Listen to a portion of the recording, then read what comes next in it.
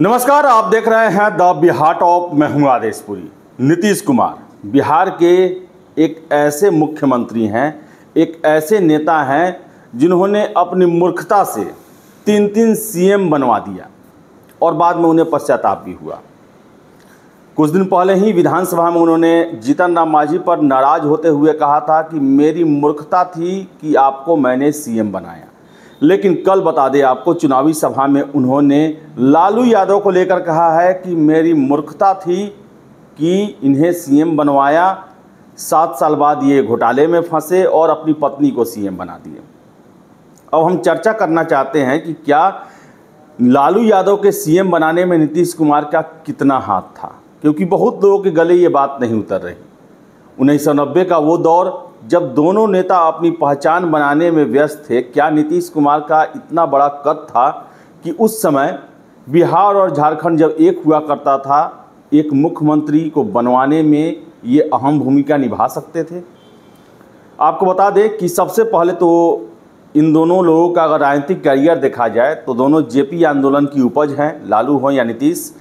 1977 के लोकसभा चुनाव में लालू यादव पहली बार चुनाव लड़े और सबसे कम उम्र के सांसद बने, जबकि नीतीश कुमार अपने शुरुआती सभी चुनाव हारते रहे। 1980 में 77 में लड़े, 80 में लड़े विधानसभा के चुनाव और अंततः हरनौत से 1985 में हुए। इसके बाद बता दें आपको हम कि 1990 में बिहार में विधानसभा का चुनाव हुआ। 324 विधानसभा की सीटें हुआ करती थी और बता दें आपको जो रिजल्ट रहा था उसमें 120 सीटों पर जनता दल, 71 सीटों पर कांग्रेस, 39 सीटों पर बीजेपी, 23 पर सीपीआई, 19 पर झारखंड मुक्ति मोर्चा, 7 सीटों पर इंडियन पीपुल फ्रंट, 6 सीटों पर सीपीआई मार्क्सिस्ट और 3 पर जनता पार्टी ने विजय प्राप्त। ऐसे में जनता दल जो है वो सबसे बड़ा दल उभर के आया, लेकिन बहुमत उनके पास नहीं था।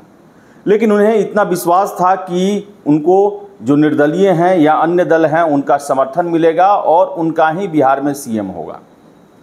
आपको बता दें कि उस समय जनता दल के सबसे बड़े नेता हुआ करते थे तत्कालीन प्रधानमंत्री विश्वनाथ प्रताप सिंह और उनकी पसंद रामसुंदर दास, जो कि 1979 में, आपको बता दें कि 1 साल के लिए जब कर्पूरी ठाकुर जी मुख्यमंत्री पद से हटे थे तो वो 1 साल के लिए बिहार के मुख्यमंत्री बने थे और रामसुंदर दास को विश्वनाथ प्रताप सिंह सीएम बिहार का बनाना चाहते थे। आपको बताएं कि एक और धड़ा था देवीलाल का, जो कि ये चाहता था कि उनका आदमी कोई सीएम बने। लालू यादव देवीलाल के फॉलोअर थे और देवीलाल को अपना नेता मानते थे और विश्वनाथ प्रताप सिंह को अपना नेता मानते थे। लेकिन बता दें आपको हम कि लालू यादव जो हैं वो कर्पूरी ठाकुर के निधन के बाद फरवरी 1988 में वो बिहार विधायक दल के नेता बने हुए थे।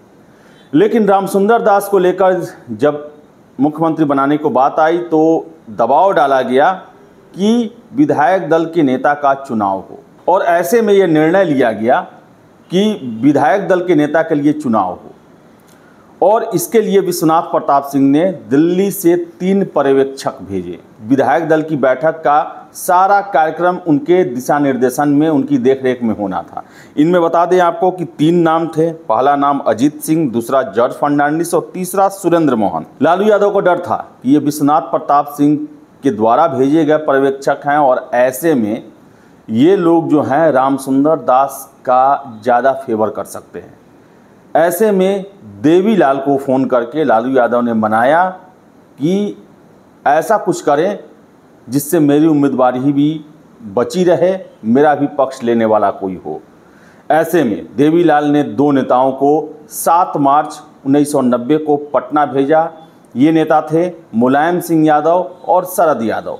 ये दोनों लोग पहुँचे और आपको बता दें कि जो विधायकों की संख्या थी, विधायक 120 जनता दल के थे, 5 एमएलसी थे और 2 निर्दलीय विधायकों ने जनता दल को समर्थन दिया था और ऐसे में 127 विधायकों को मतदान करना था। और आपको बताएं कि लालू यादव का पलड़ा जो है कमजोर इसमें हो रहा था। लेकिन बताते चले कि लालू यादव को सबसे ज़्यादा बिहार में समर्थन 2 नेताओं का मिला था, जगदानंद सिंह और नीतीश कुमार।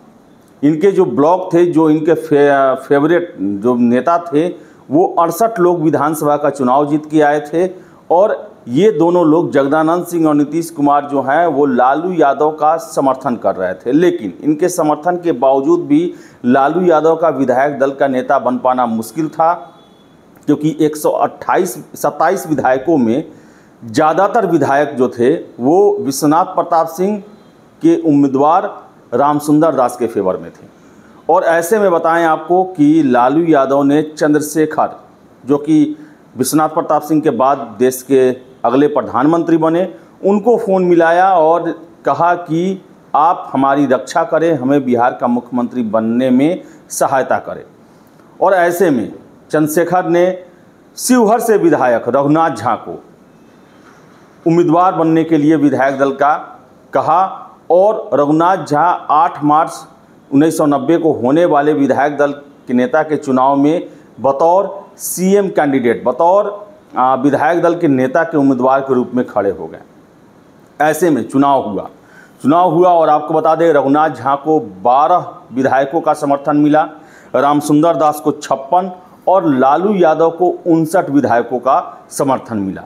यानी कहने का मतलब है कि रघुनाथ झा के कारण, रघुनाथ झा की वजह से लालू यादव विधायक दल के नेता बने। अगर रघुनाथ झा खड़ा नहीं हुए रहते, इनकार कर दिए रहते, तो फॉरवर्ड लॉबी के जो भी विधायक थे, जिन्होंने रघुनाथ झा का समर्थन किया, वो रामसुंदर दास को समर्थन करते और ऐसे में रामसुंदर दास को बिहार का 25वां मुख्यमंत्री बनने से कोई नहीं रोक सकता था। और देखा जाए तो चंद्रशेखर, देवीलाल, फिर से रघुनाथ झा, ये ऐसे वो लोग थे जो कि 1990 में लालू यादव के मुख्यमंत्री बनने में सबसे ज़्यादा भूमिका निभाए थे। नीतीश कुमार का स्थान बहुत नीचे था। हाँ, वो कुछ विधायकों को समर्थन जरूर कराए थे। और बता दें आपको 1990 में लालू यादव सोनपुर से विधायक चुन के आए थे और 33 यादव विधायक जीत कर आए थे उस विधानसभा के चुनाव में, जिसका रिजल्ट फरवरी 1990 को आया था। और बताएं आपको हम कि लालू यादव को विश्वास था कि 33 विधायक जो कि जनता दल से चुन के आए हैं वो उनका समर्थन करेंगे, लेकिन हुकुमदेव नारायण यादव और अनूप यादव ने साफ साफ ये कह दिया कि वो वीपी सिंह के साथ जाएंगे और रामसुंदर दास का सपोर्ट करेंगे। और ऐसे में लालू यादव को डर हो गया कि उनकी जो दावेदारी है वो कमज़ोर ना हो जाए, और इसी कारण वो चंद्रशेखर को फ़ोन करके उन्होंने मदद की गुहार लगाई और चंद्रशेखर ने रघुनाथ झा को उम्मीदवार बनने के लिए प्रेरित किया, जिसकी वजह से रामसुंदर दास को मिलने वाला वोट, मिलने वाला विधायकों का समर्थन रघुनाथ झा को मिल गया और लालू यादव 59 विधायकों का समर्थन प्राप्त करके विधायक दल के नेता बन गए। इसके बाद बता दें आपको हम कि कुछ और घटना है। घटना यह है कि उस समय बिहार के गवर्नर हुआ करते थे मोहम्मद यूनुस सलीम।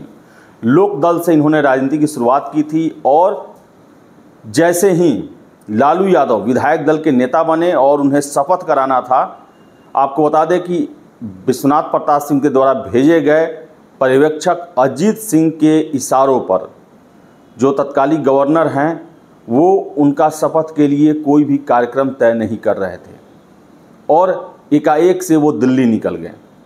फिर लालू यादव ने देवीलाल को फ़ोन घुमाया और कहा कि ये क्या चल रहा है, एक चुने हुए नेता को आखिर शपथ क्यों नहीं कराया जा रहा। और ऐसे में देवीलाल ने विश्वनाथ प्रताप सिंह तत्कालीन प्रधानमंत्री और गवर्नर बिहार सलीम यूसुफ को फ़ोन करके ये कहा कि ये गलत हो रहा है, जनता दल की सेहत के लिए सही नहीं है और संवैधानिक परंपराओं के लिए भी सही नहीं है। और मोहम्मद यूसुफ ने अंततः 10 मार्च को बिहार के पटना की राजधानी गांधी मैदान के बगल में जो जेपी गोलंबर है, जेपी मूर्ति के सामने लालू यादव को 25वें मुख्यमंत्री की शपथ दिलाई। और बताएं आपको कि बिहार के ये पहले मुख्यमंत्री थे जो कि राजभवन से बाहर शपथ ग्रहण किए जेपी की मूर्ति के सामने। और उसी समय से लालू राज की शुरुआत हुई। 1997 में चारा घोटाले में जब लालू यादव पर केस दर्ज हुआ और उनकी गिरफ्तारी हुई तो इन्होंने अपना पद छोड़ा और रातों रात अपनी पत्नी राबड़ी देवी को बिहार का मुख्यमंत्री बना दिया। ऐसे में आप सोचें नीतीश कुमार की कितनी बड़ी भूमिका रही लालू यादव को सीएम बनाने में। उस समय नीतीश कुमार का कद इतना बड़ा नहीं था कि वो ये निर्धारित कर सके कि बिहार का सीएम कौन होगा। बिहार उस समय झारखंड और बिहार एक में थे और बड़ा ही अहम राज्य था जनता दल के लिए, देश में राज करने वाली पार्टी के लिए बिहार, और सारे निर्णय दिल्ली से लिए गए।